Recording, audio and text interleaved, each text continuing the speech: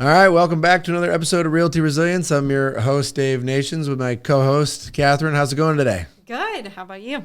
Doing good. I'm excited, changing it up a little bit today. Yeah. Instead of more of an interview, we get to sit here and have a fun conversation that people get to listen to. Absolutely.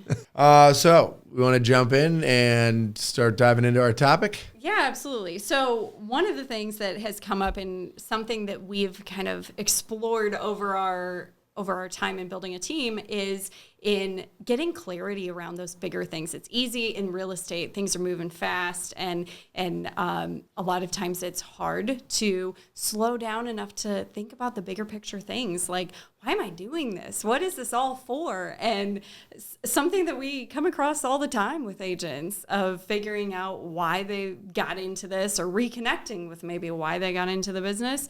And clarity around what they want to do. Do they want to be a solo agent? Do they want to join a team? Do they, what's the kind of their vision for the ideal case in real estate for them and what that looks like? So, yeah, I think that's a great intro into this because I think, I was the team leader of Keller Williams' office for 3 years, and there's so many people you would talk to that were getting into real estate.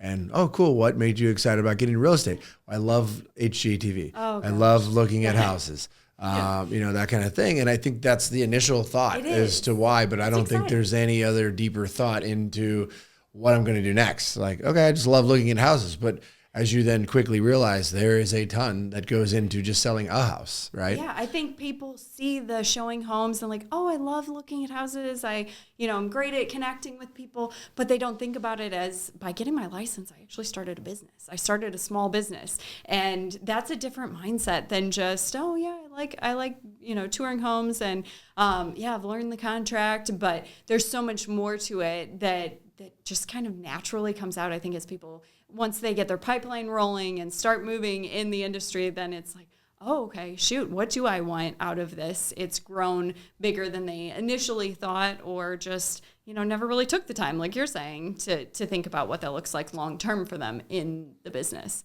Yeah.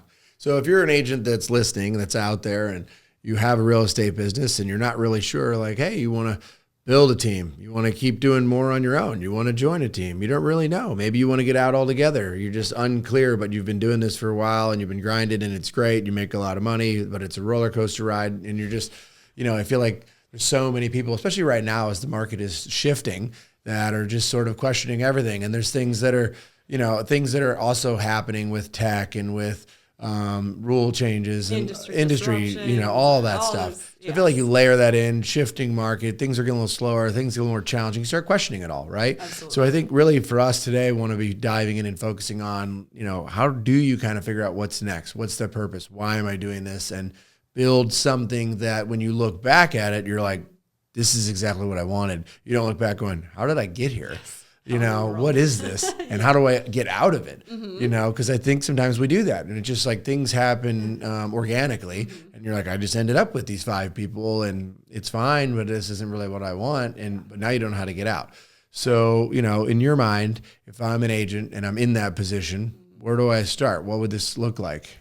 Yeah, well, and like I was saying earlier, it's that like, okay, I know it's hard to slow down, especially when you got a million deals going on and you've got a staff or, even if you're a solo agent and you're just busy, it's hard to devote the time, but taking that and put it on your calendar, even if it's just like an hour, just sit down to think about truly what it is you're looking to do, what you want out of this. You got into it for some reason, and just having that thinking time to truly identify what it is that you're looking for. What pieces of it do you enjoy? What brings you energy? I often talk to coaching clients about that when they're lost or burnt out or whatever. It's like, okay, let's reconnect with the thing that's exciting to you. What are you passionate about? What is actually energy fulfilling to you, not depleting, not, oh my gosh, if I have to show another house, oh my gosh, if I have to process another new pending, I'm just going to lose it. Then it's like, okay, well, those are the things that we should put on the list that you don't want to do anymore. And we should build a business and build an organization that can support you not doing those anymore. So I think it's really that slow down and then think about, why did I get into this? And maybe that's changed. I mean, people go through different seasons of life. We all do. And it's, okay, maybe that's changed from when you first got in, but what do you want out of it now? What does the future look like? Look a few years down the road. We don't need to, paint a picture all the way to retirement if you're earlier in your career building. But what does that ideal future look like to you to kind of solidify, okay, I know I absolutely want to do this as a solo agent, and I don't have any desire to build a team. And so how can we optimize what you're doing to really make it something that you enjoy and something that, pays the bills and is fulfilling to you? So. Well, I think you bring up a really good point around what is it that brings you energy, and I think thinking about that, and if I'm an agent and I really just love doing a deal, right? So then how do I get to do more deals? Yeah. Perhaps then it's bringing in an admin and leveraging off, all the back end stuff. But maybe that's it, right? So then I can do more deals. Is it really about building something bigger and running a business? And then maybe it's looking at hiring and adding into a team. I think people think that they have to then go and add in an agent and bring in more people, but then you get into you're leading people, you're managing people, you're training people, all of that. Yep. And if that's not what brings you energy, and bringing you energy is getting to work with a client and closing a deal, then you shouldn't be going out and saying, hey, let's go build a team. Right. So I do think that that's a really good question to think about during your thinking time is what brings you energy? What part of all this? And if you've been doing real estate for a while, you probably have a lot of experiences to be able to go back on and say, okay, when I do this, what was I enjoying? What wasn't I enjoying? What was fun? What wasn't fun? Who's my ideal client? What does that look like? Personally speaking, looking at this whole thing, like I knew from the very beginning, I never wanted to be a full-time realtor. Like I got in to invest in real estate, and then the market corrected, and I'd just gotten in, so I didn't have any money, and I couldn't keep investing and all the things. They sound like excuses, but there were a lot of things happening in the world in 2007 that made it hard. Yeah. But, when I learned that you could build a business around it, to me, what brought me energy was the idea I could build this business, and we could build something really cool, and we could have, multiple pieces of business, with insurance and lending and sales. And, that was the big vision of this is what we want to do. And, we're the one-stop shop that you can get everything here with the team, and we have contractors that can support you and everything. Right. So that's always been the big goal. And what I think for me brings me that energy to go out and want to continue to build this. So then when you have those moments of questioning that you're like, why am I doing this? You can go back and remember like, okay, this is what we're trying to do. Let's keep, put our heads down and get to work. It's not going to be easy. It's tough, but I think that that's what brings me energy. And so I think then the direction you want to go, and that's kind of how you set this off, right? Right. And it sounds so simple, but very few, I would say a small percentage of the industry actually slows down long enough to go, is this actually what I want? Because a lot of times people can feel the pressure to, okay, I'm a high achieving agent. Now the expectation is that if I want to keep achieving and keep, increasing my sales volume year after year after year, I have to build a team. And maybe they don't want to build a team, you know, and maybe their focus is on profitability, not on increasing their sales volume or number of units sold. It's really what's important to you about that. Is it the money? Is it the time freedom? Is it, just to have a group, it's various reasons for different people, and figuring out what that is that they're after. And then it's just painting that picture of, okay, I know I want to build a small team. I don't want to have a huge team, for example. And what does that look like? Is that 2 agents? Is that maybe a couple administrative operations Could support? be you and just all Is admin, that, right? Yeah. It could be and anything. There's nothing wrong. I think a lot of people also just jump straight from solo agent to I have to build a big team. And there's nothing wrong with the solo agent that is just highly leveraged, that has an outside, third-party contract to close. It has an outside, lender partner and title company and all of that support them in their marketing endeavors. Like, it doesn't necessarily mean you need team members. You need all those. I mean, we know some agents that do 100 deals a year, and it's just them and an admin. Yeah. That sounds insane to me, but hey, if they like it, that's good for them, right? And if they like doing the negotiation part, maybe you can just get a showing partner and leverage that side and do a lot more buyer transactions that way. So there's no like one size fits all. It really comes down to, well, what do you want? Because I think that's the beauty of real estate. And what I always tell people who are interested in real estate or just jumping in or getting licensed, I'm like, the beauty of real estate is that it can be as big or as small as you want it to be. It really is what you make of it. If you want to devote 60 hours a week, you can. If you want to devote 6 hours a week, you can. It just is, what are you looking to get out of it? There's, only unrealistic activities to achieve the goals. There are no unrealistic goals, right? So it's just how much do you want to put into that, and is that going to get you what you're ultimately after? So then from there, I decide like, okay, I want to build a small team. Then it comes down to figuring out how to do that and the challenges that then come with that in hiring or creating systems or whatever that looks like, and pushing through to then I guess the other side to get what you want, right? Mm-hmm. Yeah. And it's laying out that plan, I think, from once you're clear on what you're looking to build and the purpose behind it and all of that, it's really then, okay, what does this look like 5 years down the road? Okay. And create, even if it's on a napkin or whatever, a small organizational chart. Does that look like you and 2 agents? Does that look like you and 3 admin? And figuring that out of just, okay, now I know what I'm after. And then my radar can be up, so to speak, when I come across that great cooperating agent and they're newer and kind of fit what I'm looking for in a buyer's agent, then that's already been predetermined in your mind that that's something maybe in the next year you're looking to bring onto your team. Then that conversation can happen. Whereas otherwise you may completely miss it because you're not even thinking about it because you haven't slowed down long enough to clarify that. And on the slowing down piece, I think it's also important to remember that like you stop and you have that think time for an hour or whatever, maybe once a week or once every few weeks or whatever it is. But it's also then important, we do something called advances where we meet quarterly. And I think that that's really important and something we did do early on, not as frequently as we do now. But I do think it's smart to stop and get together with whomever you've brought on and regroup and also then look at, okay, what am I doing? Or even if it's just you and you decide, this is what I'm going to do, then check in on that in a month or 3 months or 6 months. But frequently stop and make sure like, okay, am I on track? Am I still doing what I want to do? Because like you were saying, like if you're bringing somebody in and then I have to train them and I'm doing all this and, it's not working, but and going back and just looking at my goal and my vision and like, am I on track? Am I doing what I want to do? Or is it not really in alignment? And, make sure you can course correct faster. That's what I'm trying to get absolutely, to. Because otherwise you look up and you're so far off track and it's just demoralizing and okay, well, let's make a new plan because that one, I got too far off course. Yeah.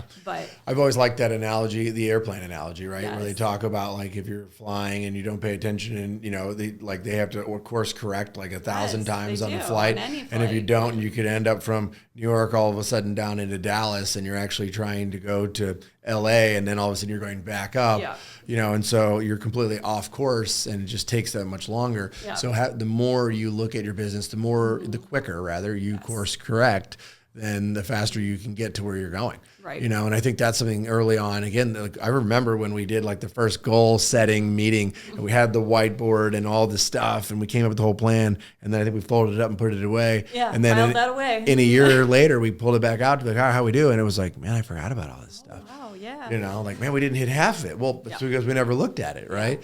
And then the next year, I think we did it twice. And then it was like 3 times. Like a mid-year review. And that's better. That's it was improvement. Step in the right direction, but that's certainly not going to get you there. And now I feel like every day we're looking at it, and looking at different metrics of how do we make sure that we're on track for that. And I think the reason it's important to say that you look at it almost every day is the size of the team, the size of the business, and what we're doing and where we're going and how fast we're trying to get there and the amount of deals and agents and all that. I think it's important. If you're on your own, I don't necessarily need to look at the business every single day, right? So I think it's relative to the size what you're doing. of the organization for sure. And just figuring that out. Because I think once you're clear on that and you have a business plan in place and looking at, okay, what does that look like in actual units, transactions, and everything, but also what does that look like in team size, and how quickly are we getting to that ultimate goal? Is that in 1 year, 5 year, and planning that out. So it doesn't need to be, okay, now suddenly I have a plan and I need to accomplish it yesterday. It's what's the systematic things, or at least what trainings maybe do we need to go to before we hire our first person, and how do we know, how to hire, how to recognize talent, and figuring those things and planning for that is like, okay, well, we're making steps in the direction that we want to go, and just kind of then we're much more likely to succeed. Yeah. Because we have a good plan in place. We're reviewing it consistently. I mean, just like things that we go through with our team of weekly 411 and revisiting that and going, okay, well, I missed the mark on this certain metric, so I'm going to double down on it next week, and figuring out, and you can make those adjustments, but just on a higher level, even outside of your units and transaction count, looking at, okay, well, I didn't get to that hiring class I meant to last quarter, so by golly, I'm going to get it first thing, top priority onto this quarter to do that, because I want to hire before the end of the year. Hey, it's Dave. If you're a real estate agent doing well on the surface, but secretly drowning in to-dos, unsure what to delegate, and wondering how the heck you're supposed to grow this thing, you're not alone. You're stuck between hiring an assistant or a buyer's agent. Your systems live in your head, and your calendar is running you instead of the other way around. That's why I built the Cornerstone course, to help agents like you build a real estate business with clarity, confidence, and systems that actually work. And right now, it's just $100 during our summer sale, normally $397. Hit the link in the show notes and take the first real step toward growing on your terms. Back to that course correcting, right? Yeah. You have that 411 tool that you're looking at weekly, so then you can make those adjustments. You didn't, if I only had that and I looked at it once a month or once a year and I forgot about it, well, it's not even on my radar anymore. So it's a great way to continue to stay in front of it. I think the other thing I'm thinking about listening to what you're saying is also, as you're growing this business, is looking at how you're growing the business, how you got to where you are, what's working. Are you generating leads from a Zillow Flex type of situation, or Realtor.com leads, or are you getting your business from your SOI? Whatever that is. And then, and I'm going to, like, how do I create our mission? How do we create our vision, our values, and really looking at how we are, who we are, right? And I feel like it's in the beginning, people are like, well, what's my mission? I'm like, I have no idea. I've never done this. But I think for us, it took years of us talking about it and kind of looking at it and messing with it until we finally landed on developing lasting relationships through exceptional real estate experiences. And I think that it played right into how we were running the business, who we were supporting, and the fact that 85% of our business on average is past client, SOI, repeat referral type business. Yeah. So then we know we're helping, developing those lasting relationships, right? And we can keep growing and keep building that. But I think it's paying attention to what you're doing along the way that then can help you answer those questions as well. Because, again, people are like, well, how do I come up with a mission statement? Well, after you've done this for a little while, then dive in and look at, like, how did you get here? What does it look like? What are you passionate about doing? What are you trying to help people achieve? Absolutely. I think it ties back to what we were talking about earlier of, like, why did you get into this? What's your reasoning? What's your purpose in doing this? Because some people are very mission driven about, that they have a certain subset of the population that they're looking to reach or help or support, and real estate is their vehicle for doing that. And so if that's you, great, you have that underlying driving force and mission. And for others, it's more tied to, like, well, why do I want to do this? Just to sell more houses each year, to make more money? And, for us, it was very much about the relationship of, okay, we don't want to be the super transactional. We want to continue to have a great repeat and referral business. And we're not going to do that unless we create an exceptional real estate experience that somebody is so happy with that they're going to be a raving fan and tell all of their family and friends that, if you are thinking about buying or selling, you need to call the Nation's Network. And so I think that is a piece. Great plug. A piece of it that it's just, that's who we are at our core as a team, is that referral. I mean, we've grown it, as over the years, but that's we haven't grown it due to our prowess in working expired listings or for sale by owners. We've grown it because of the relationships that we've built in the community and our friends and family. And then what's great about that is that has become then really the value proposition of what our team stands for, right? Yeah. And that's then what we can help other agents who want to join our team or considering getting into real estate or whatever that looks like, and teach them how to do the same type of thing and repeat that. And again, it comes with time and experience to have to go through all of these things. But again, depending on where you're at in your journey, you've been in this for 2 years, 10 years, then you can stop and look at those things and really help, I think, orchestrate where it is you're going, why you're doing what you're doing, how you really want to build it, because you've got the experience, you've got the ability to figure out what brings you energy, you know how you're getting your business, and now you can start putting all these pieces together.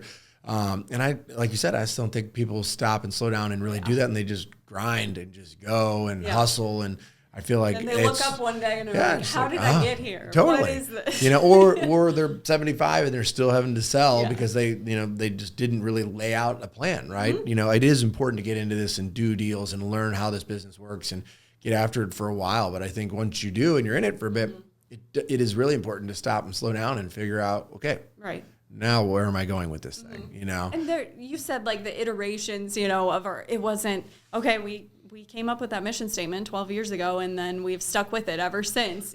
We've had iterations of it. And even now I feel like we look back on it and go, okay, does this still speak to who we are? Is this still in alignment with where we're going? Yeah. Okay. We feel good about this and keep it. Or maybe, 1 year down the road, we'll revise that. But it's really like looking at those things and your team dynamic changes. I'm not saying every single time you bring on a new person, you have to throw out the old mission and vision and start over again. But that can change the dynamic of the organization and where you're going. And so just also having their input. I know we did a lot of team activities that were like, okay, what are the words that speak to you? What are the things, does this resonate with you? And so we were able to kind of wordsmith that together as a team and all feel good about it, the direction of it. And even more so when talking about values. I think that is a big piece that people overlook and think, oh, okay, well, yeah, I mean, we're all family oriented. We all work hard. We have high integrity, those kind of things, and feel like, well, that's kind of a given. But there are definitely things and differences between all sorts of teams in any organization, really, that they could all be in the very same industry and have very different team cultures and very different values and things that are important. And so to me, it's always finding that what's the common denominator of what ties the people that are here working together, that work side by side, day in and day out. What are the commonalities between those people? Is it their work ethic? Is it their passion for a certain, thing? And those are the things that are truly make that organization unique. I know we've heard that before. I think it's so true that, a lot of times you hear people's values are like trust and integrity and family and fun. All great things. Yeah. I'm not saying we don't have them, or not to. But I do agree that it's like, well, shouldn't everyone have that, right? Like, especially if you're going to be a realtor and you're helping me buy a house, like, I would hope that would just be a norm. For us, you're talking about collaborating and working together, collaboration being one of our core values. And again, assessing how we got to where we are and what's made us who we are. It's because we've been really good at, when we have a question, we bring it to the team, right? And what does everybody think? How do we want to do this? What's this going to look like? Hey, we're going to do this new event. Let's try this out. Here's what we're thinking. Here's when we want to do it. What's the feedback? And working together, because, as our coach would say, authorship is ownership. And, the more you can have people engaged in it, then the more buy-in you're going to have. And, the better the event's going to be anyway. Right. Nobody wants to be told like, hey, this is what we're doing. This is what you have to do. End of story. So I think that collaboration piece is really big.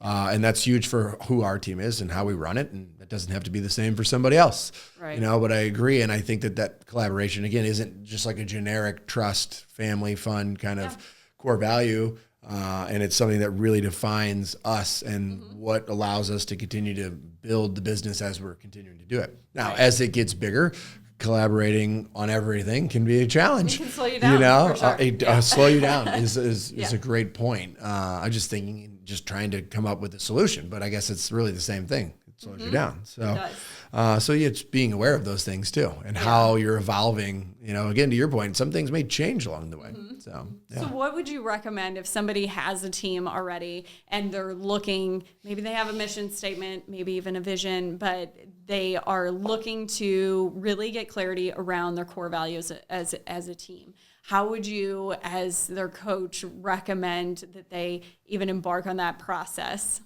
Well, we did a really good exercise a few years ago, which is how we landed on this, right? Which was sitting in a room with the entire team and writing down all the words, I believe, if I remember this correctly, it's been a while, but writing down all the words that we felt described who we were.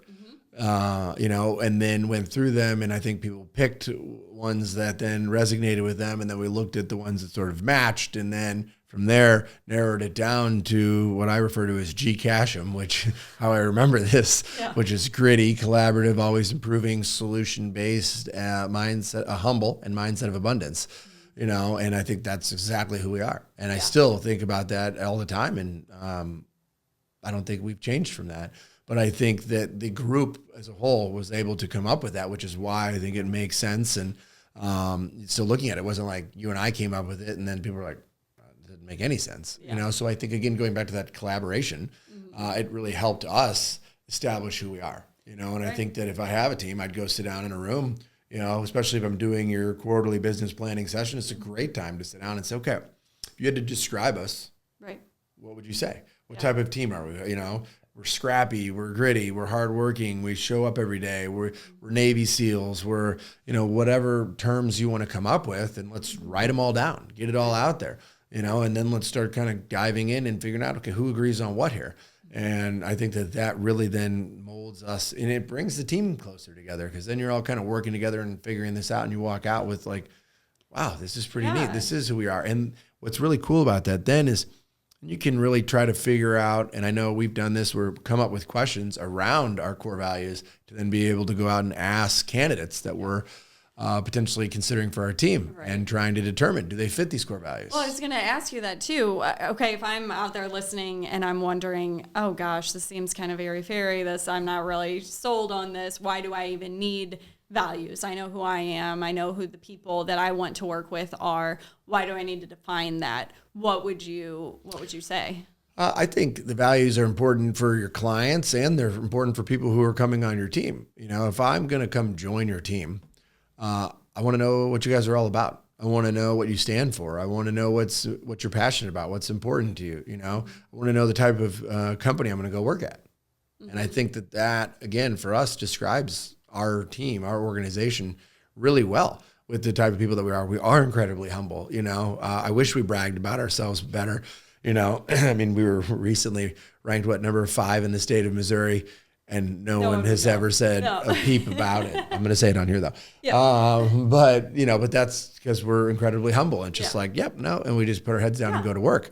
But it describes who we are. So I think it's super important that way. And then also when you're meeting with clients, I think, the fact that we have a team core values and what we stand for and who we are, I think it also lets your clients know who they're hiring, and what to expect from you, and not just your everyday, realtor. We're an organization that is developing lasting relationships through exceptional real estate experiences. And we want to see that through. And this is how we do that, through these core values and showing up. And we're going to be gritty, and we're going to figure out how to get your house sold no matter what, or find you that house, be or solution oriented. All that. We're not going to let the roadblock derail this. We've always said that. I think, we look under every rock anywhere all the time to trying to find a deal. Sometimes I think we probably work harder than we need to, given the amount of tech that's out there now, that it's like the leads are right in front of us, but we're still digging around, working that much harder, putting in that much more effort, grinding it out to help and create a solution for that client.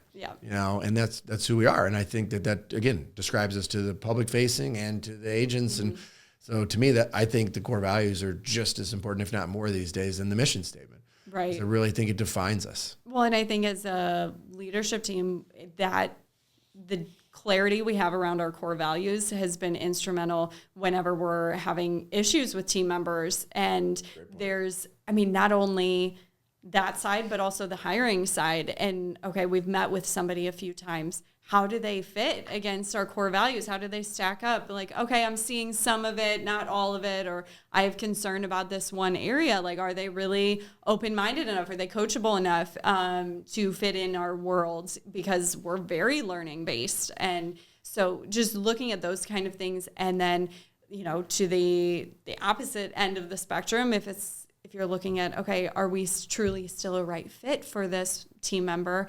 Looking at where did we look at their core values and maybe miss that in the hiring process, or even people like have life change, happens, right? And it's like, okay, I don't know that we're really aligned anymore. And that alignment is most evident to me in the core values, and going, well, okay, how would I handle this? How would someone else, on our team handle this? And how did they handle it? Oh, very differently. That's telling to me that they're not probably in alignment with our culture and who we are. And then, truly you can have conversations around that. And I mean, there are opportunities where people can fall back into alignment if they're like, you're right. Yeah, that was out of line. Or this has been going on. This external pressure in my life has been going on. And you know what? I haven't been who I was and who you hired, that is, and getting back to that person. So that's a really good point. I think that I often forget about, but yeah, I mean, the core values, it is such a great tool to be able to hire and fire and make decisions around. But you're right. You'll have people on the team that life happens and things change, and, they're going another direction, and that's okay. Yeah. But having those core values allows you to know, like, hey, this is who we are. This is what we're going to do. And if you're not still into that, okay, fine. We'll part ways, and, it is what it is. Yeah. And that happens. And in this business, on average, it's what I think the agent expectancy is about 2.5 years for someone to be on a team. Yeah. One of my goals is always, how do I build a team that nobody ever wants to leave? So that's constantly what I'm thinking about when we're doing what we're doing every single day. Mm-hmm. But at the same time, I understand we've done this long enough that people are going to leave. Right. It is what it is. But again, I like what you're saying, that when you have those values, you can also tell, like, hey, we're no longer in alignment. Mm-hmm. And it makes that conversation easier, because we've also know that, like, usually if we're feeling it, they're feeling it. Absolutely. Right. And it makes it a mutual understanding, and then we all move along. Right. And doesn't have to be bad. No, right? It just is. It doesn't. So, yeah. It's just, and things change. But also, speaking to your point of the creating a world that no one wants to leave, I think that's where that vision really comes in, and casting that vision and painting that picture for them of what do future opportunities look like with your organization? Is this, okay, I'm going to be this role that you're hiring for today, and that's what it's going to be for all of eternity? Or are there leadership opportunities down the road? Are there coaching opportunities? Whatever it may be in your world, but having that clarity around what are the future opportunities can be a great retention tool too. When you have that person who is a good quality fit and fits those core values, then it's like, I want to keep them in my world, and they're going to grow, and if they're talent, they're going to push us, which is great. And then looking at, okay, so then what's next for them? How can I create that opportunity in alignment with their goals and what they want to do, and still keep them in our world so we can grow together and just make it that much better. Yeah, I think that's huge, is really having clarity around what it is. Again, going back to the very beginning of our discussion today, and what it is you're trying to build. So when you're clear on that and you're bringing people into your world, if assuming you've decided, hey, I want to build a team, then what is that opportunity? Mm-hmm. I bring in my first hire as an admin, but I'm going to build a team of 50 people. Yeah. That looks like it could be a huge opportunity there for somebody, as you scale this thing and build it up. Mm-hmm. Or it's me and an admin, and that's it. But I'm going to acquire a bunch of real estate investments, and I'm going to have you own some of it, or, so that's a different opportunity. It could be anything. I think that also tells you, though, who you're looking for, because if your aspiration is to grow a 5-person team, there's nothing wrong with that. But if you hire an admin who's looking to have unlimited growth potential, and well, okay, yeah, I want to grow, but I probably don't want to grow to the size team that they're thinking about. Yeah. That's just, you're setting yourself up for a future, parting of ways. I'll never forget you said that to me, was, look, if I'm going to do this and work and not be at home with my kids, then we have to build something bigger, and to your point, it's knowing that, okay, well, yeah, I didn't hire somebody that wants to just, be an admin with one agent. This is somebody that wants to build something much larger, so we better get after it. Right. So, and create that opportunity that you're looking for. And I, again, think that that's important too. And knowing what you're doing and like you said, who you're hiring. So then if you can be planning out, you've got that empire builder that can help you get to where you want to go. Right, because then your goals are in alignment. The individual's goals and the team's goals are one and the same, and then it's just a matter of, okay, how can we get there together? Yeah. And I think one of the things that for us in that team building experience was a learning lesson around scalability in how we were just looking at that next year of business planning. We were very diligent and very good about our annual business planning, but it was just looking 1 year ahead, not 5 years down the road. This year we're going to do 60 deals, and then this is how we're going to do it. This is what's going to happen. This is where it's going to come from. This is the system we're going to use. This is it. And then we get to the end, and then what would happen? Then it's like, oh, okay, now we want to do more next year. Oh, well, throw out all those systems. Oh, we're going to need more people, and let's start from the next square, as opposed to building something with a bigger picture in mind of going, okay, yeah, we might not need this yet, but in a few years, if our goal is to continue to grow by 20, 30% each year, we're going to need that sooner rather than later. And I mean, talking about systems, CRMs, and different things like that, and also in hiring, like, are we kidding ourselves that we're going to be able to do this with the amount of agents or the amount of operations staff that we have? Well, then maybe we should think about, or at least have in the back of our mind, at this level or this production, that's when we're going to bite the bullet on that new system or new hire. Well, how do you do it to where? So yeah, let's go with the CRM. Right, so I'm using an Excel spreadsheet because it's cheap, and I'm going to keep doing that. But I'm trying to get to 200 deals, and Excel spreadsheet's probably not my best tool for a CRM. Right. But at the same time, I'm kind of newer.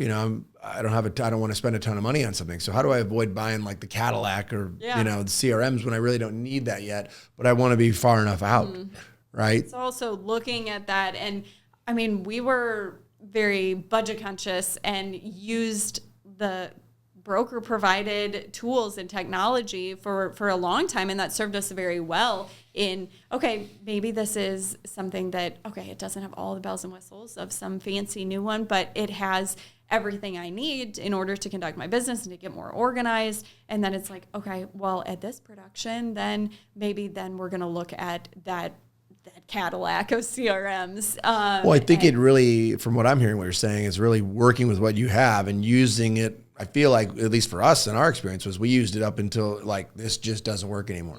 We had 2 or 3 agents, and it didn't work as far as how we needed to communicate and do all the different things. Now we have 3 different CRMs because each person had their own within the brokerage or whatever it was. And so at that point, then you kind of move on, but it worked for as long as you could make it work. Well, I think it's looking at, again, taking the time to step back and go, okay, what do we need it to do? What does our current system do that works? What is our current system lacking? What are the pieces that we are missing out on by not having something more sophisticated, and evaluating that? And also, I mean, obviously there's a financial factor into that of, okay, when is the business earn the right that we're going to pay for this or buy this new tool? Because you can have something that does everything, but if you're on your own, even if you're on your own and you have an admin, what are the odds you're going to use all of the gadgets, all of the tools that it does? Yeah. Quite frankly, you'd be lucky to open it up every day, because you're doing all the things. You have a team with 5, 10, 20 agents, then you probably need a lot of the tools and the gadgets and all the things, because a lot of them can actually have the time to be using it, implementing it, and you want them to create more efficiency and speed and all that. So again, knowing kind of where you're going, but also, it's just being cautious is all I'm trying to say is, don't go out and spend all the money up front and go, well, I'm going to have a 100-person team. Yeah. Okay, well, we don't need to buy the most expensive thing day one. You still got to make money and be profitable. Yeah, from every angle of, okay, whether that's CRMs or the hiring process or whatever, it's, okay, this system works for us for now. We can see the opportunity that in order to scale, when we get to 5 agents, when we get to 10 agents, we're going to have to shift this. But for now, it works, and I can lay the groundwork. I can document the system. If it's a very manual system that we have currently, it's like, okay, write down the steps. Is there a way we can put that into something else that we can leverage technology and get it a little further, without having to just go straight 0 to 60 to the extreme of the system that's going to support you when you have 100 agents. Yeah. So it's looking at those capabilities. Yeah, I think we've covered a ton so far here. Yeah. Talking about mission and values and scaling and all these different tools. And, again, just want to reiterate, the whole idea today is really kind of trying to help agents figure out the purpose, figure out why you're doing what you're doing, and help you. So when you get, down the line, you can look back and be proud of what you built because it was what you wanted to build, not something that just evolved, just happened. And you're like, this was fine. Right. So again, these are all different tools and processes to go through along the way to help you create something that you can be proud of, that you're excited about, that you wanted to build. Is there anything else so far that we haven't covered? No, I think it would just be interesting to hear kind of your take on that. How did that evolve for you? Did you know right out of the gate that you wanted to build a large team? And how did we've talked some about how we came up with our core values, but as far as your vision and your reason for doing this, what did that process of discernment look like for you? As I've shared a lot of times in my story, I grew up with my dad who was very entrepreneurial. And so for me, it was once I learned that you could build a team through real estate is what attracted me. I'm sitting in the audience in 2010 at Mega Camp, Keller Williams, and Ben Kenny's up there talking about, 1,000 leads a month through Craigslist. And I was just sitting there like, wow, 1,000 leads a month. That's insane. But he had a big business and was building a big team. And there were other agents that came up on stage and talked about their teams and these businesses. And they were doing 300, 500, 600 deals at the time in 2010, which, I was doing I think I did like 10. Yeah. It was just like, Yep. wow. Whoa. Okay. I had no idea that was a thing. So from that moment, for me, was the moment that I realized, like, I want to build a team. I want to do that much business. I want to be able to have a big business, As I've said before, I didn't necessarily want to go out and be the full-time realtor all the time. I'm good at it. I enjoy it. It's fun. I like it. But it wasn't something that I wanted to be doing forever. So again, as we're talking about this today, like I can look back and say I built something because that's what I wanted to do. It wasn't, for me, it was trying to get myself out of the production, So from that point, when I came to Keller Williams in 2011, and when I came to KW, I just started calling my team the Nations Group. And it was just me. It was, the Nations Group STL, and it was just me. So with the plan that there was going to be a group of us. I just didn't know when. So again, to your point, I think that's that forward thinking and having something in place and the branding from the very beginning. But it wasn't something that cost me a lot of money, right? It was just a name, and it didn't. Now it's Nations Network, but same concept. And so from there, it was just, okay, cool. How do I build this? And then it was spending all the time trying to figure out how to do this.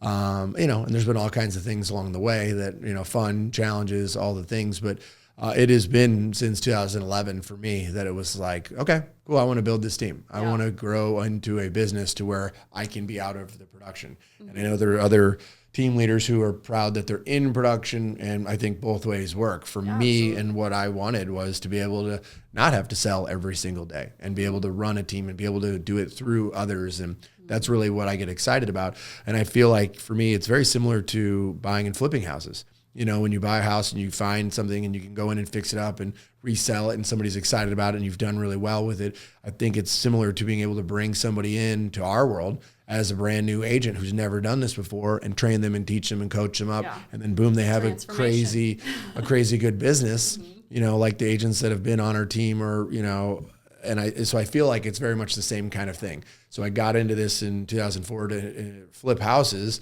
but instead it's, I'm still doing that too, I guess. I shouldn't say instead, but it's very much feels the same thing for me. And that's what brings me energy is I love being able to find somebody that is passionate as we are about running to sell real estate and wanting to learn and wanting to really get after it and go to town with it. And you can teach them and coach them. And they're like, yeah, give me more. And they keep doing it. And you see the results, like that's fun, and again, it's very much like flipping a house when you get to do all that and then sell it and, see the result. Yes. The flipping the house a little faster, but, sometimes, But, so I think that's what brings me the energy around this and keeps me going. And, there's obviously challenges and frustrations and all of that. And there's things that, I've never built a business. My whole thing was I wanted to not work in the corporate world. That was my thing. I've said that to you forever.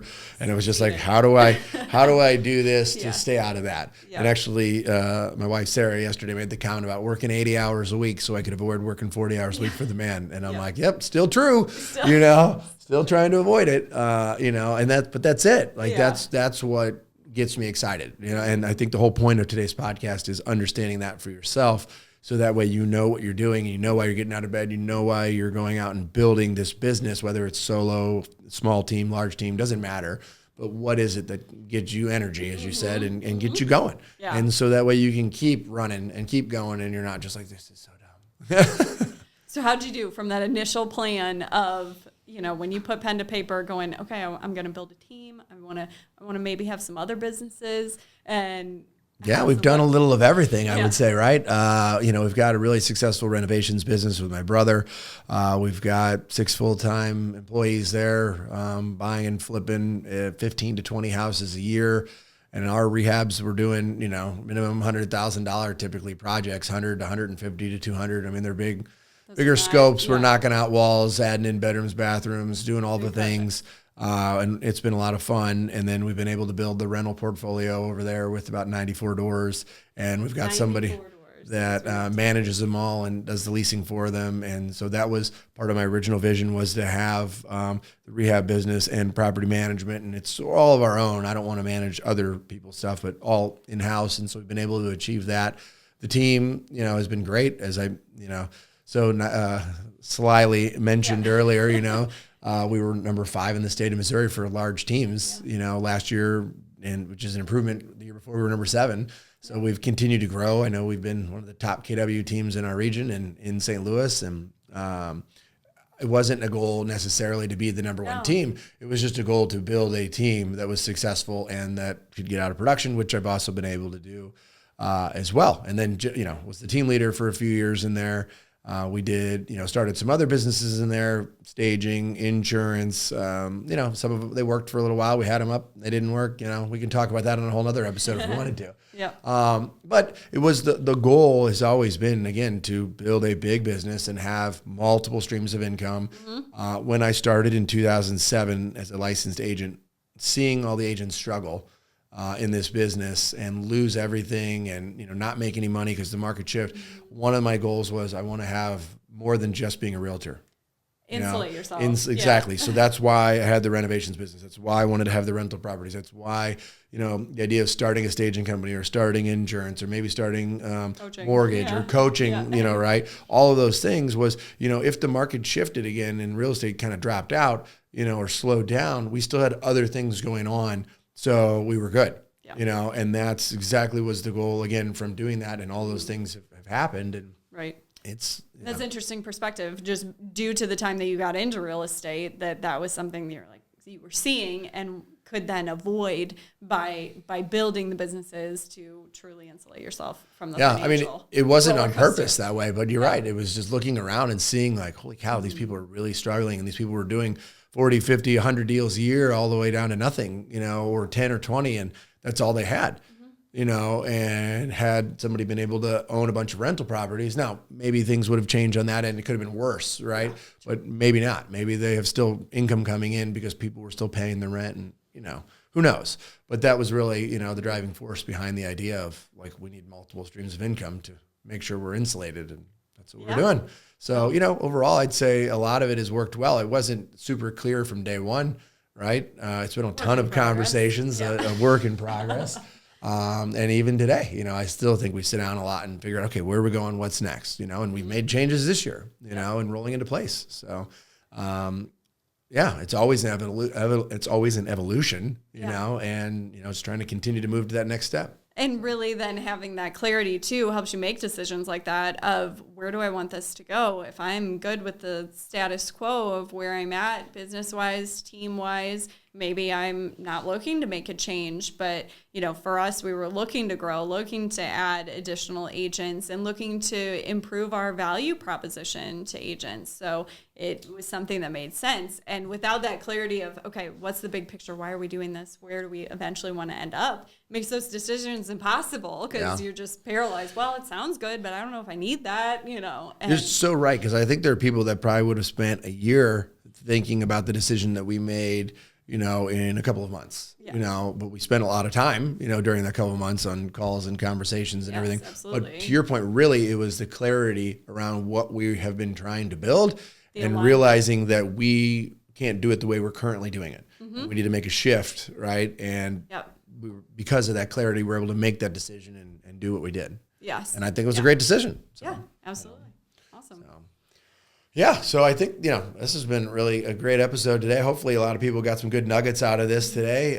We've covered a lot. Anything else before we part ways today? No, I think that's great. It's just take that time. My parting advice would be to take the time, slow down, turn your phone on Do Not Disturb and just take that 1 hour to think about, journal it out, make your list of the parts you love, the parts that you hope to never do again, and really, reconnect with why are we doing this? Because at the end of the day, let's face it, most of us are in real estate to make money, to be personally fulfilled. And if it's not checking those boxes for you, it's time to slow down and figure out what needs to change so that your business is truly achieving what you want. Love it. I actually have think time on my calendar every Friday between 8 and 9 a.m. It happens sometimes, not all the time, but it's on there. So, I usually don't have anything scheduled around there. Something comes up and I need to, I'll take it off. But I do at least have 1 hour a week where I can kind of just, think about what's going on. Where am I at? What do I need to be working on? What do I need to be thinking about? What do I need to be doing for the next week? That kind of thing. So great advice. Kat, this has been a lot of fun. We need to do more co-hosting on these things. So thanks for tuning in to another episode of Realty Resilience, and stay tuned for another fun episode coming up soon. Thanks. Thanks for tuning in to this episode of Realty Resilience. Be sure to join our free Realty Resilience Facebook group where real estate professionals connect, share strategies, and access resources. You can also follow us on Instagram, like us on Facebook, or subscribe to our YouTube channel for more insights. And remember, we release new episodes every 2 weeks. See you next time.